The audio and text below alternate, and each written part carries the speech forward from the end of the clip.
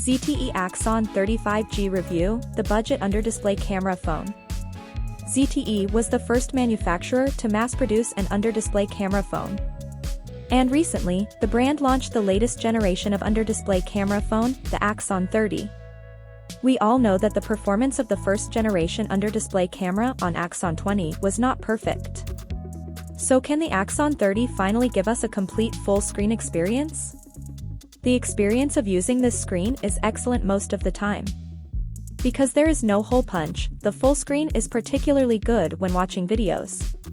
The front camera area performs almost identically to the other areas at normal viewing distances.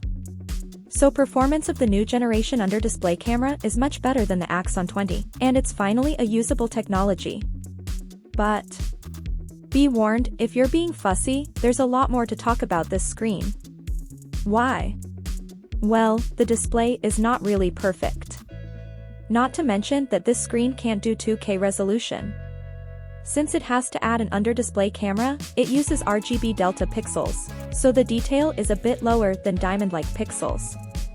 Secondly, there will be rainbow lines in the oblique view, and the under-display camera area will be easily visible under the influence of these rainbow lines. Even if you look at it from the front, some traces of the under-display camera can still be seen at close range. In low brightness, this will be even more obvious. Further, in extreme cases, you'll find the appearance of tiny text around the under-display camera area. Since the chip controlling the under-display camera area can only control multiple pixels with a single circuit, the text edges will appear noticeably jagged. Of course, these drawbacks are rare in everyday use, so whether you would give up some high-end screen features for a full screen is entirely up to your own preference. Now that we have talked about the quality of the screen, it's time to talk about its front camera photo quality. If you've seen our Mix 4 hands-on review, you'll know how bad the under-display camera can be. Thanks to the AI processing, the front camera's photo results are at the passing line. Although many details of the image have been lost, but at least the look and feel is not bad. But when it comes to video recording, which AI can't handle, it's probably only a little better than a laptop's camera. So users who like to take selfies should choose other phones. The Axon 30 features the Snapdragon 870 as its SoC, which we all have come to love. In Antutu benchmark it scores 688,114, while in 3D Mark it gets a score of 4,223, and in Geekbench 961 in single-core, and 3,081 points in multi-core. The benchmark performance is conservative, but the gaming performance is not bad. PUBG basically runs at full 60 frames per second throughout. While Genshin Impact does not run at full 60 frames per second, the frame rate curve fluctuates less, and there is no frame lock. The average frame rate of 40.7 FPS will still ensure a good gaming experience. BrightRidge also performs similarly and has good temperature control. If you're not looking for extreme frame rates, this phone is still pretty good for gaming. The two large circles in the middle of the camera housing are inspired by the lights of a sports car.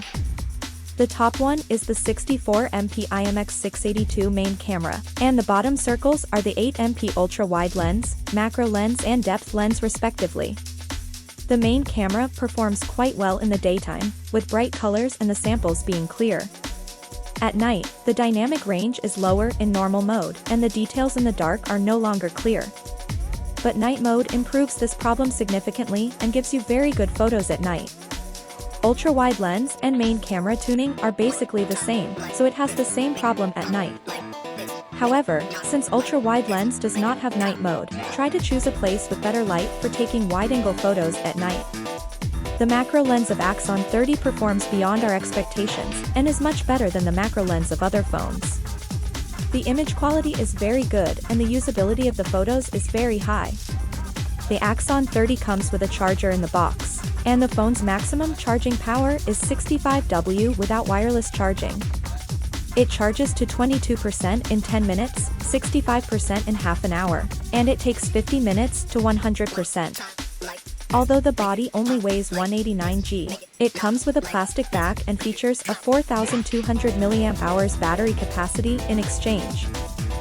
Half an hour of TikTok consumed 6%, half an hour of 1080p video consumed 4%. One PUBG game dropped the charge further by 11%, while in Genshin Impact the phone lost 12%, and in Bright Ridge 13%. With this battery life, it looks like if you want to use this phone for an entire day without charging, then you must use your phone less. So why did ZTE release the Axon 30 as a phone? Because I think ZTE has big dreams. It set the starting price for a phone with the latest generation of under-display camera technology at $500.